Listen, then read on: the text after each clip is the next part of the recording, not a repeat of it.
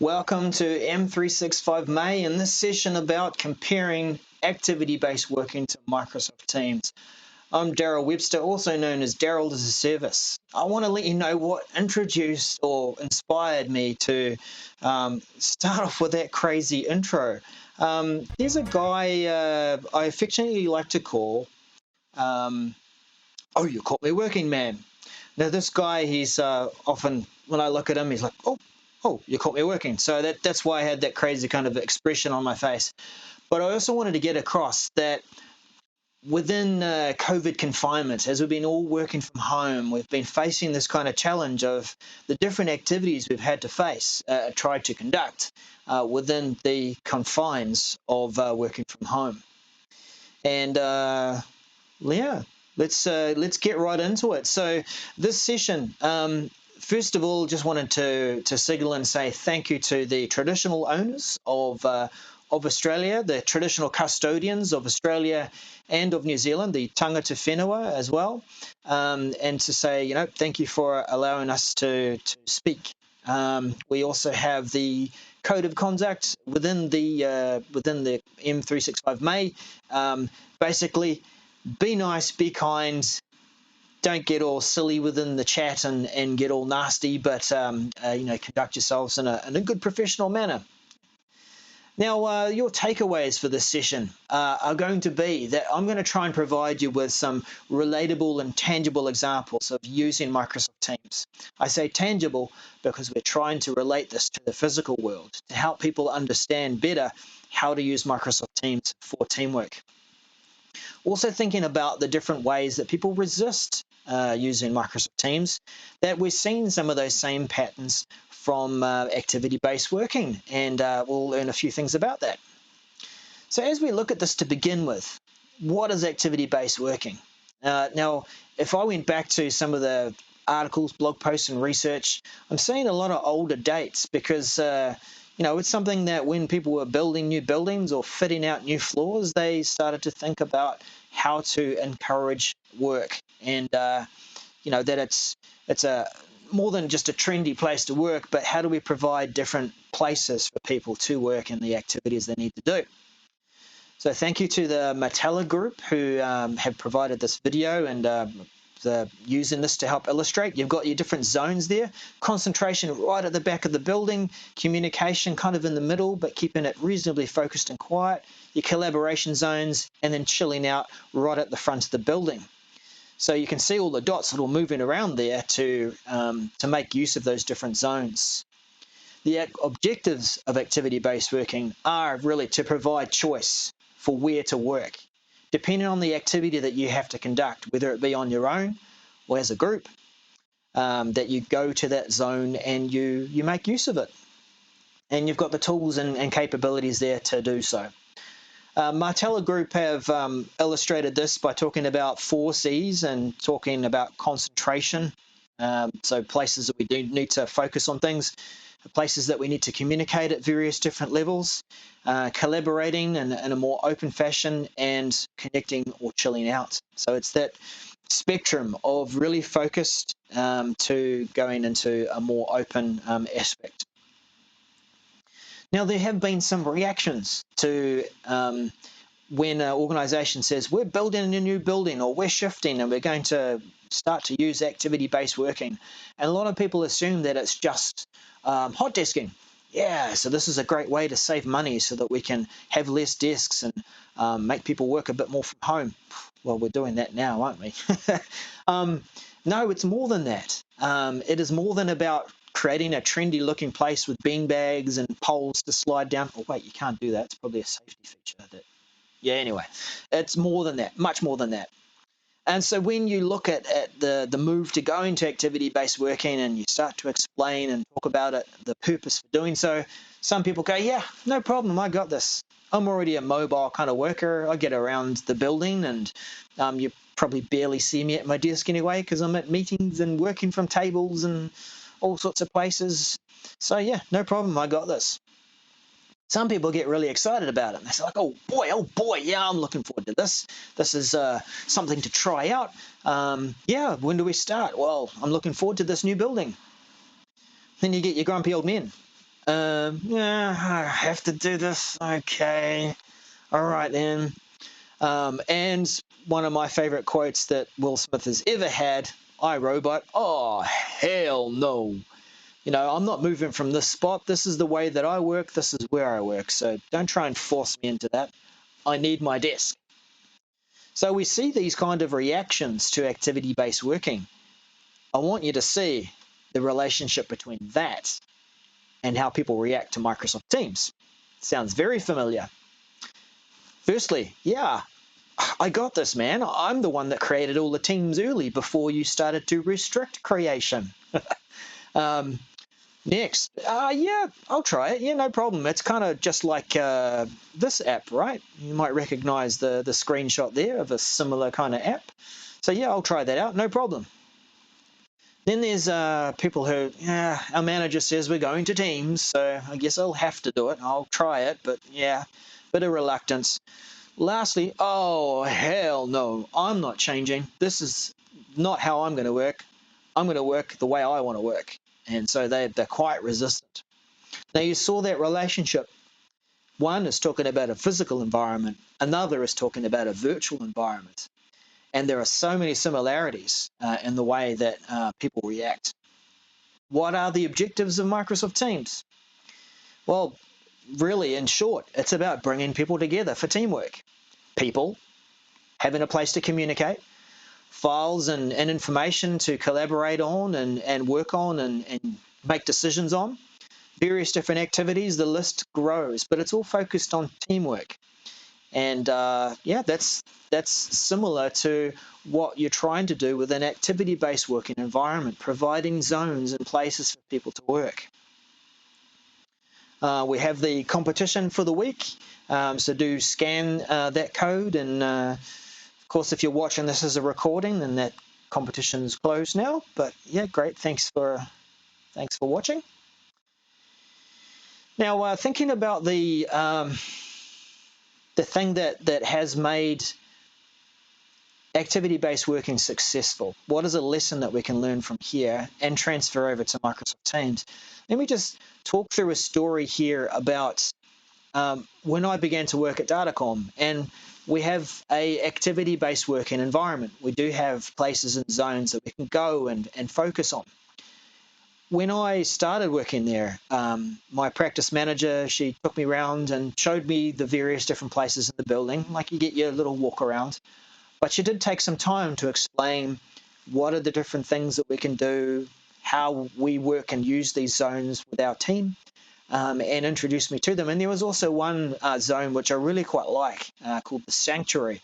And this is a place, it's like a spiral, and it's in a quieter place of the building. But because of the shape of it and the way that it's been constructed, if you get right into the middle of that spiral, it's just so quiet, so quiet. So if I didn't get that introduction to the zones and to the building and told how our team uses it, then I probably would have fumbled my way through and probably followed a few examples of what people do around me, but maybe I wouldn't be using that investment as fully as I could. And this is the same when you think about a virtual team environment, that if you're using Microsoft Teams, sure, people have fuddled their way through and figured out how to use it. Maybe they've seen examples of how people are using it too. But maybe they're also underusing the investment, underusing the technology.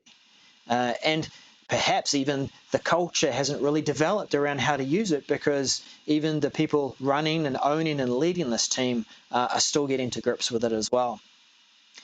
So it's really key to introduce people to your working environment so people can understand how to use it. I want to go into this section talking about and comparing and contrasting activity-based working to Microsoft Teams and what is available to us. So we'll start out by thinking about concentration, those times when we need to be able to focus on our work.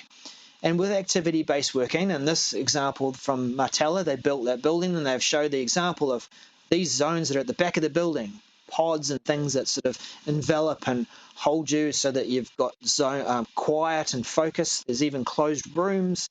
There's places here where the pods that are purposely built so that it helps to reduce the noise. But one key thing around this area is the culture that's developed is that's a quiet zone, much like a library and much like a place where you know that you shouldn't be making a whole lot of noise or holding meetings out in the open there. Then that's what the quiet zone is all about, for concentration. How do we get that same kind of thing within Microsoft Teams? One of the ways is to signal your availability. And this can be done, of course, using the online status. So I can say, that's my status at the moment, do not disturb.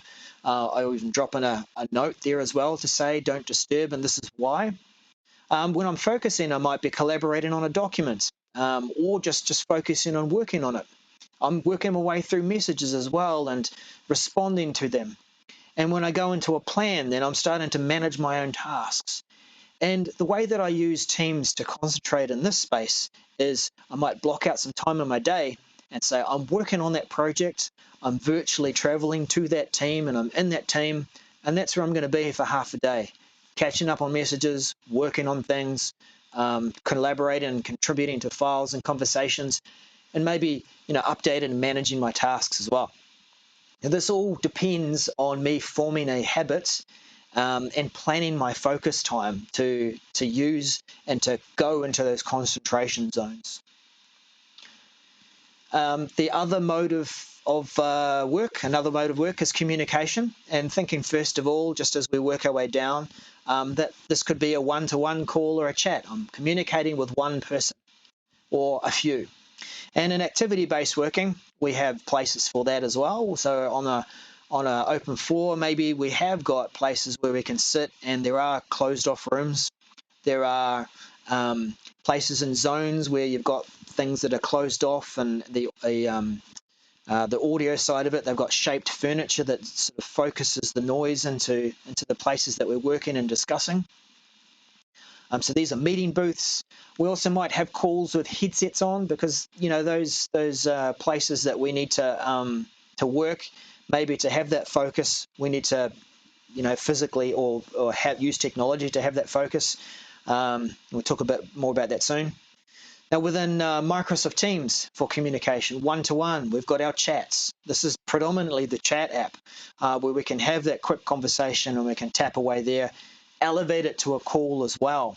And in this case here too, we might make that a phone call. Sometimes we have to schedule this time to be a bit more purposeful. And I think that during this time we've been in COVID confinement, everyone's had to work from home. We have to be more purposeful to say, I need to connect with this person one-on-one. It's harder to have those opportunities to just, hey, do you want to catch up sometime? And it's just not there, is it? So we have to plan ahead. Another form of communication, our private meetings. So this is where it's more than just one person. Sometimes it's a few. But in activity-based working, you saw from the video that these can happen in closed meeting rooms. These are common places that we see in most building environments. There's usually a few meeting rooms around, so we can book those rooms, use them for meetings, and focus on the work. And it's invite only usually, yeah. So similarly with Microsoft Teams, this is where if we want a private meeting, it's a bit like what we've always done with an online meeting. We schedule that time, we add the meeting details with whatever app it is. Could have been Skype for Business. Now it's Microsoft Teams. We add those Teams details and it's invite only. So people will see that link, they'll join the meeting, unless, of course, they share that link. So, yeah, keep it private. The other place that we can have these private meetings is within a private channel within a team. Now, today, and I say today because things are always changing, but today we can't schedule a meeting in a private channel. We can use a Meet Now. And this, if we were in a chat situation in a private channel, and that's a conversation that's not open to the rest of the team, then we could hit Meet Now, and that would start a online meeting that is available for anyone on that private channel to join. So another way to do that.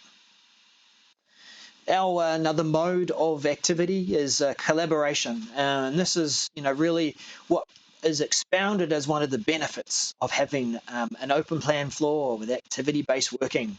Is that there's going to be more mixing and communicating and ideas that are generated. So let's think about that scenario with open meetings, where in this zone, you've got your orange zone here, there are places where you can sit, and it is a bit more open. Maybe it's at a desk or standing around a couple of desks or tables, breakout zones, places where you can have those meetings and other team members can join in, your collaboration spaces where you can whiteboard and you can do various other activities within that space.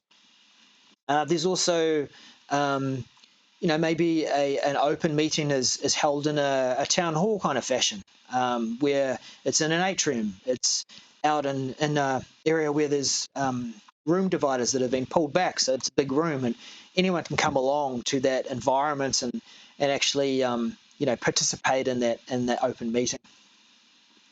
Now within Microsoft Teams, how do we get that same environment? Or this is where we might schedule our meetings within a channel in a team. So this is where we get to choose to share that meeting, and this allows any of our team members to participate in the meeting.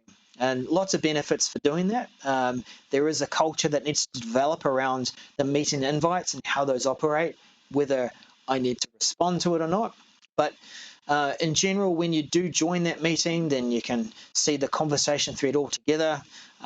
If you haven't been invited, then you might still see there's a little icon to join that meeting, and away you go, you can be part of it. But lots of benefits there of having that meeting within the channel. Live events as well. So this is another open kind of format where we produce those events within Microsoft Teams, and they can be viewed from Teams, from Yammer, or from Stream. And this is open because you could share the link with your organization. And when it's a Teams live event, like we are experiencing for M365 May, then people can come along. We have collaboration for creativity and problem solving and activity-based working, setting up a zone with whiteboards and sticky notes, making sure that there are pens that are there that are always going to work, that they're not dried out.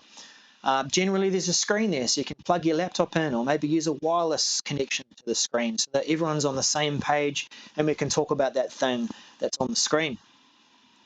Those spaces might be open or closed, but generally they're set up so that you can collaborate, and this is really important. Now, in a Microsoft Teams environment, how do we get that collaboration experience? Now, the obvious ones are, you can work on a document together and co-author, so of course that's great. We have a whiteboarding experience too, so open up the online meeting, you've got your whiteboard app down there, there's a few of them, plus the Microsoft Whiteboard app itself.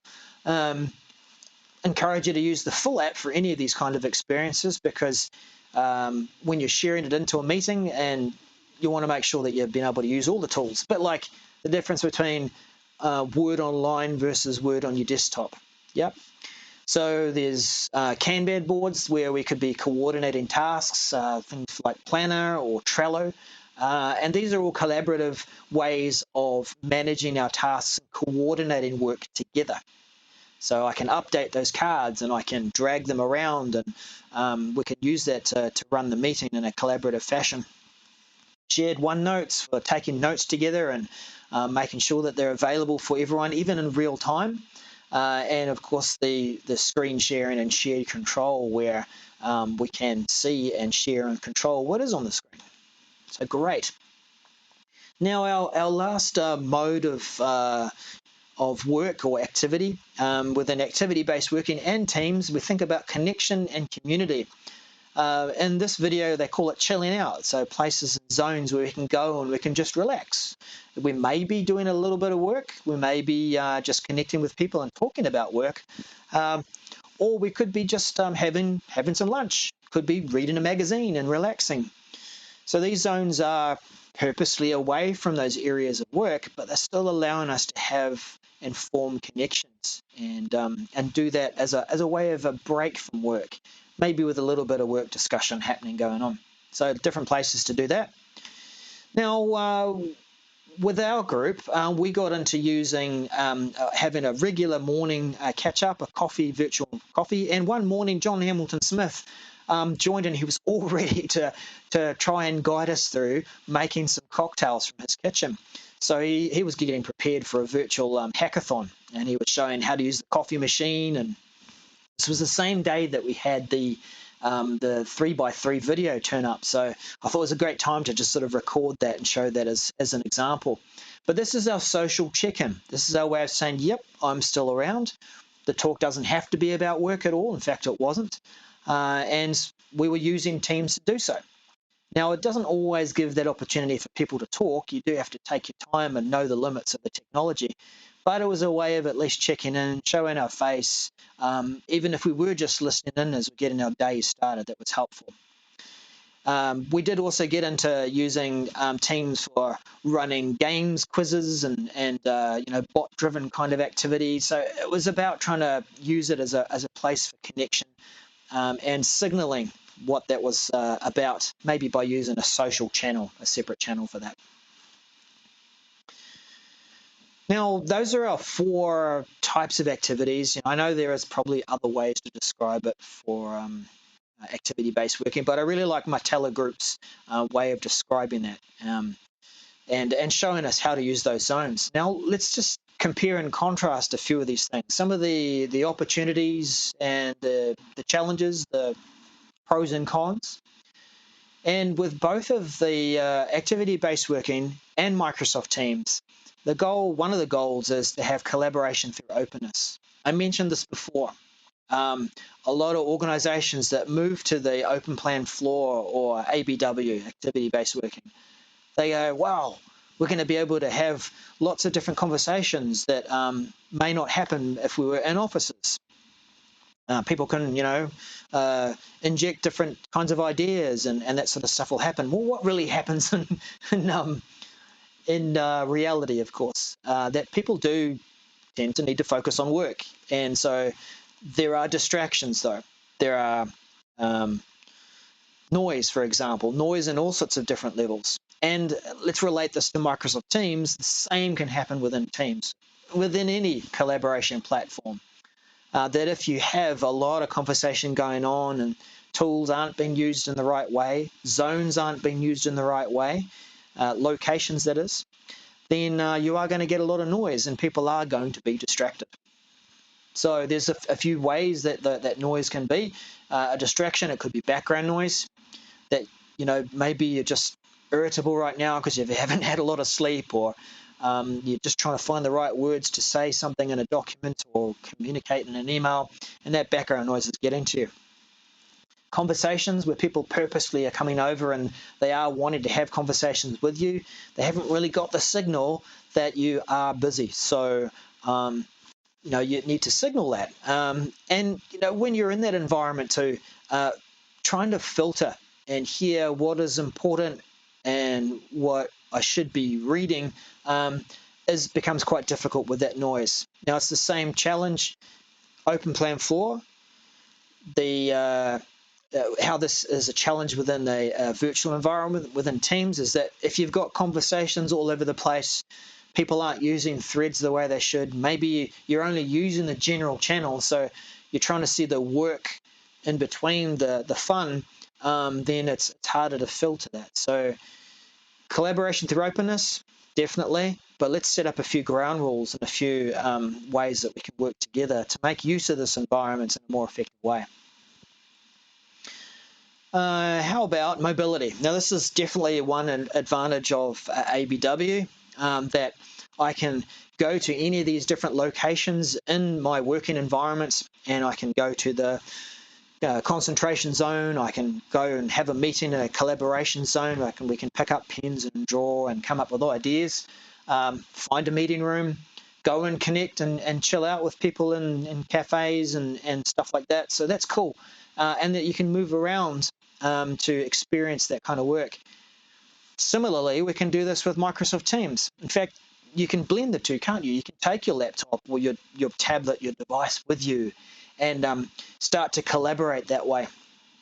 Be mobile. There's a real advantage there of being able to physically shift. I think sometimes when we are physically shifting to this location, there is also a mental shift.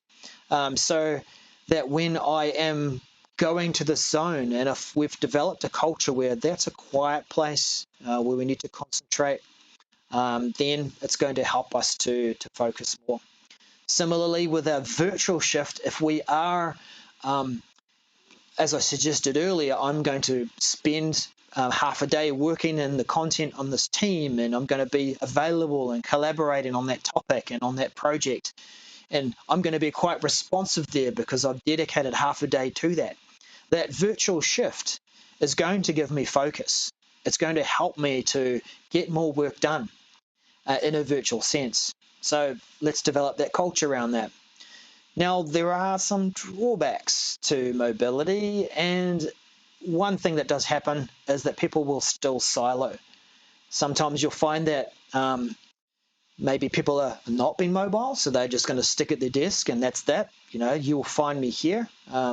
Sometimes it's a different kind of thing where people are on the other end of the scale and they isolate.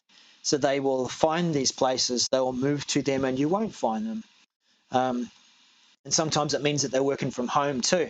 Now, when there is some shifting going on, whether it be physical or virtual, and eventually mental shift, it's that cost of switching, that time, possible distractions, that, particularly I'm quite on a journey for myself of trying to find that focus again to be able to work, that I'm really aware of that context switching. If I have to change between different tasks and jobs and people walking up to me and stuff, it takes me longer to try and get back into that zone and think about what it is, getting back deep into that deep work. So one other thing that we can think about as we're thinking, whether it be activity-based working or Microsoft Teams, is understand the limitations of the environment. And in the context of yourself or your workplace or the technology.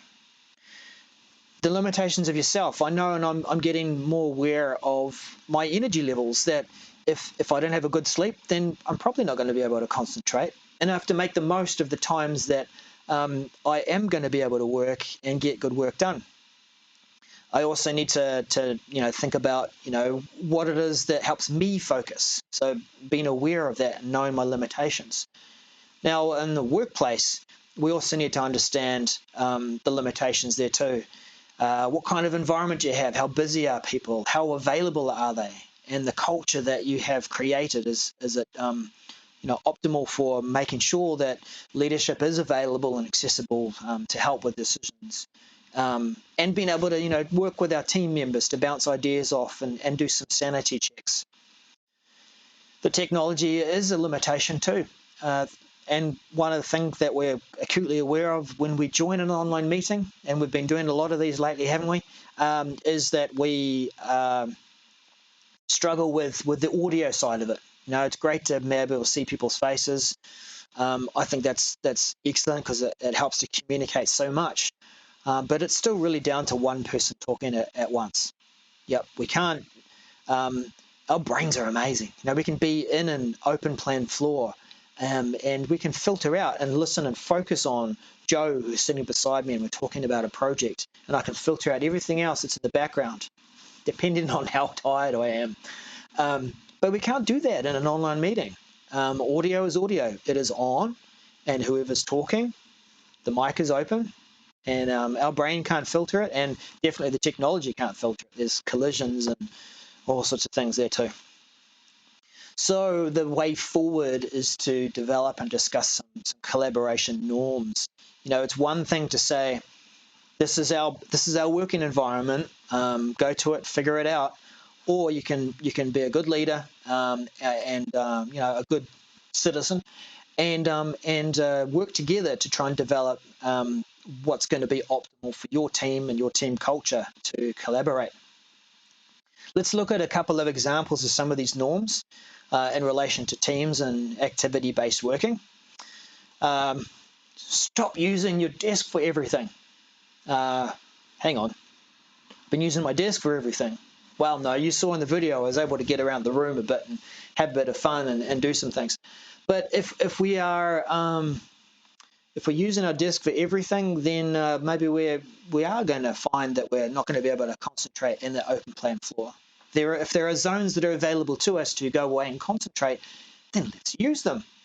So let's start using these different locations. If we do need to get a group of people together to have a bit of a chat, get a bit more collaborative, maybe we need to move away from the tables and the pods that we're sitting in and go to a breakout area so that our louder discussion is not distracting our colleagues beside us.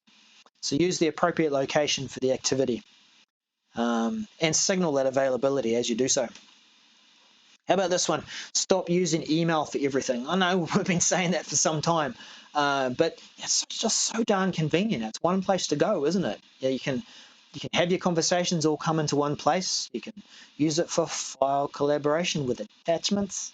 But yeah, that's one thing that it's not going to really help collaboration. It's certainly not optimal for doing that. So, maybe share this content in the appropriate place. Share these conversations in the appropriate place. Drop them out there into a Microsoft team and channel so that people can engage with it.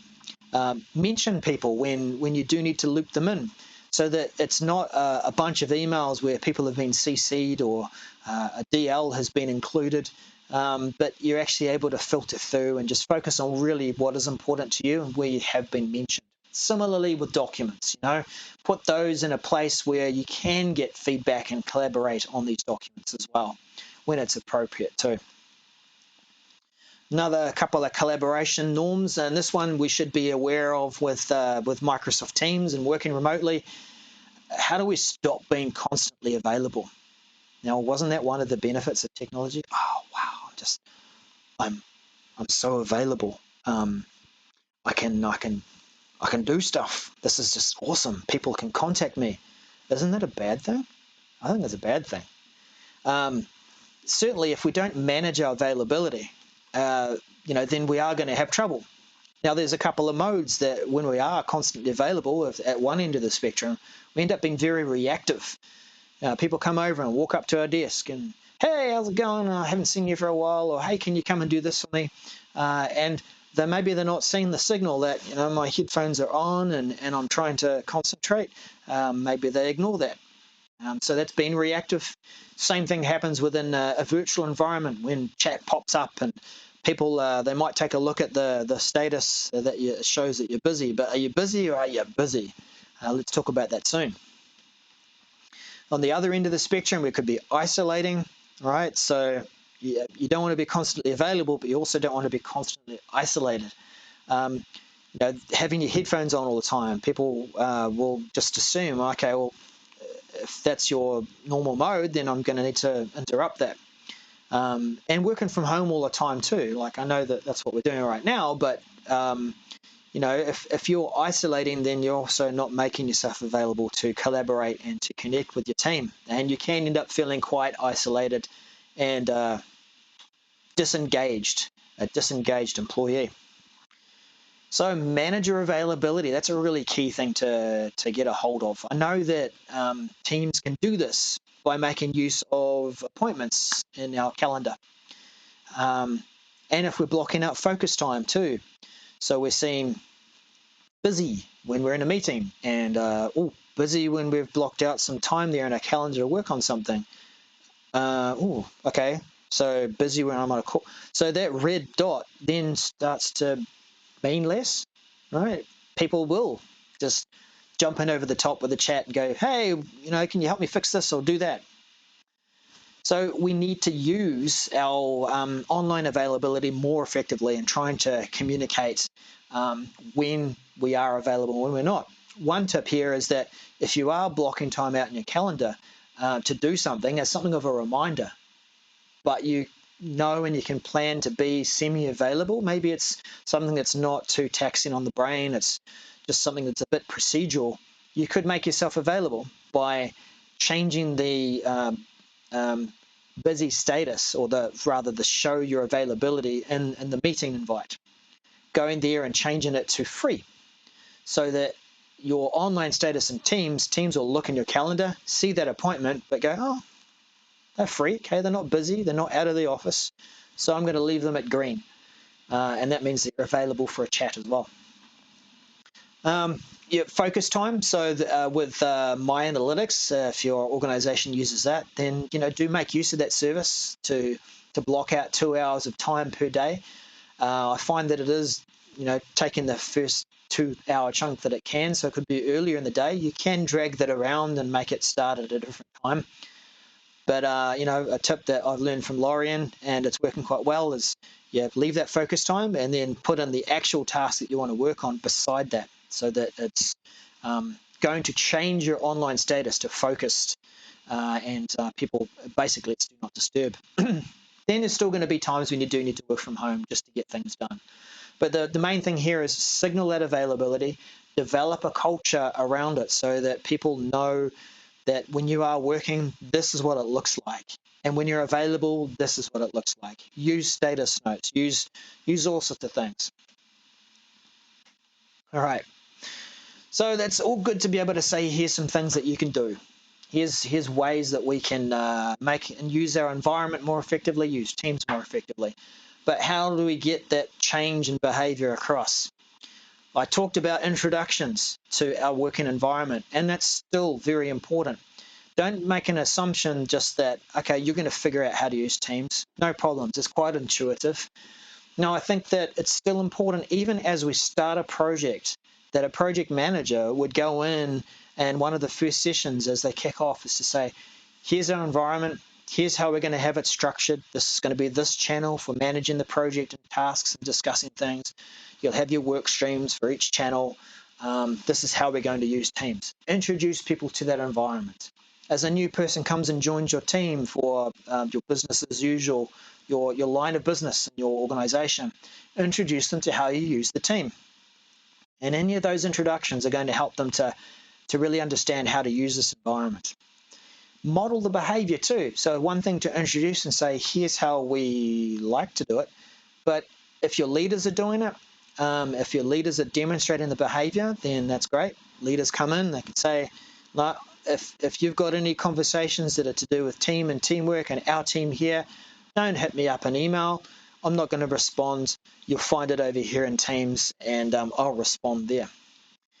Our champions, change champions, our early adopters, these are people too that will demonstrate and model this behavior. But the main thing here is that as more people start to do it, then those who need to pick that culture up will follow as well, because that's just the way we do things around here.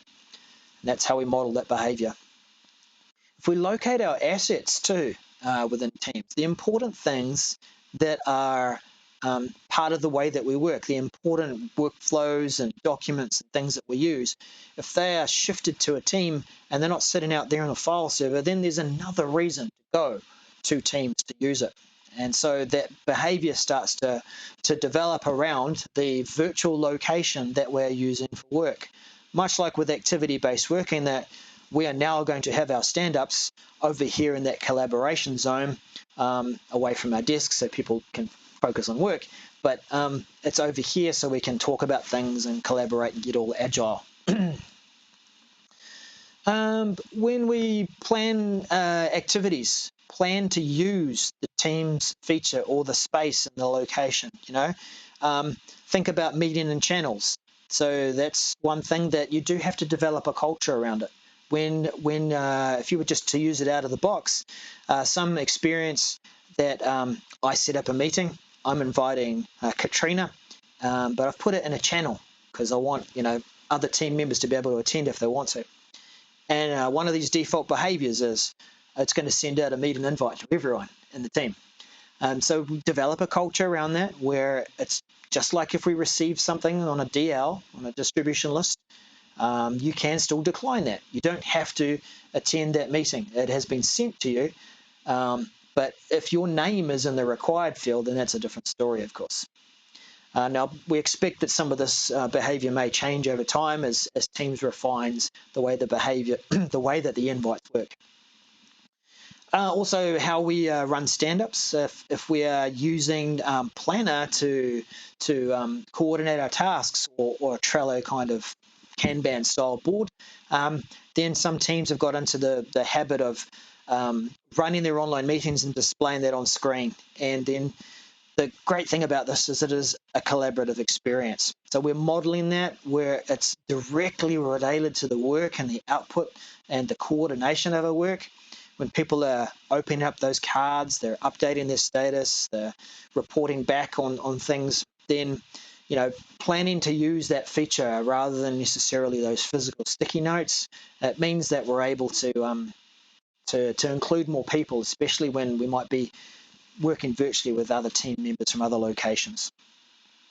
So this concludes, really, like if I wrap it all up, there's been some good lessons about thinking about activity-based working and Microsoft Teams, the comparisons, the contrasts, how to help people to adopt Microsoft Teams from the lessons we've learned looking at activity-based working. I think that it's a topic that requires some more thought, some more evaluation, looking into some statistics. I was looking at the Leesman survey. Leesman is an organization that they do like to measure. I think they've got like thousands and hundreds of thousands of people that respond to this. They measure the satisfaction of people in their working environments, and particularly around the physical space. So they were looking at how people are satisfied with whether it's meeting their needs and their activities. And it seems that the latest surveys, it's about making sure that people are satisfied with how they can connect and collaborate. And if the environment encourages that, then that's great. But on the other hand, they still struggle with having those zones to concentrate, and that people need to learn how to use those properly. There are still lessons to be learned as we contrast and compare between activity-based working and Microsoft Teams. So definitely worth more thought. I think there's still the biggest lesson that I want to leave with you is make this a team experience as you figure out how to develop a culture around using Teams. Talk to people, introduce people to this environment, talk about what's working and not working. Bring people along with making those decisions and in that journey to try and use Teams in the many different ways that you can. Don't just assume people are going to figure it out, but introduce people to it. There's a few references there. The Martela Group, they had that great video that I did borrow bits and pieces from to illustrate. So thank you, Martela Group. That was really cool. There's a short link there to a YouTube list that I created for how to build Teams for teamwork. So Microsoft Teams for teamwork. So you'll find a few things there, and I'll continue to build that list out. There's that QR code for that last opportunity there. If you're watching the recording, sorry, I'm sure someone really enjoyed winning that prize. So yeah, the competition's closed for that. I'm a bit Irish in this sense. I like to go, right, I don't do the introductions up front and say, this is all about me. Here's all about me at the end. An MVP, I helped co-found Regarding 365, great bunch of contributors making lots of noise and good stuff around Microsoft 365. You'll find me blogging and creating content at Modern Workplace Scenarios on YouTube and at the .coms. And I also help to run a few user groups as well. Thank you to our sponsors. And thank you for presenting sessions and telling us not just about your product, but you also had some great thought leadership as well. So we thank you, and hope that you can support us again with my M365 May. And thanks for tuning in. That was it. If you're wanting to continue to connect, then you'll find me at those various places. Do continue to check out some of the other content at M365 May. We're putting out the recordings there, m365may.com, and it's all sitting up there on Regarding 365's YouTube channel as well. We'll see you again. Bye for now.